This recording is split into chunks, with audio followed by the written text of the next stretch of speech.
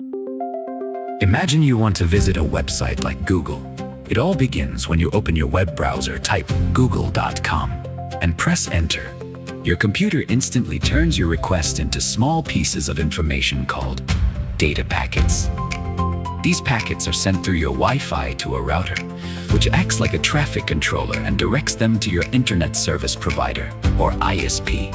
From there, the packets travel across high-speed fiber optic cables and networks around the world before they can reach Google, a special service called the Domain Name System. DNS translates the website name google.com into a unique IP address, so the internet knows exactly where to send the request. Along the way, many routers work together to find the fastest and most efficient path.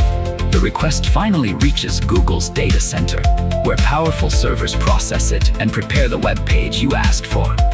The server then sends the web page back as thousands of small data packets, which travel through the internet, your ISP, and your router until they reach your computer.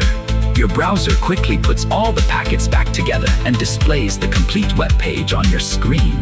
If the website uses, the information is encrypted, helping to keep your data private and secure during its journey.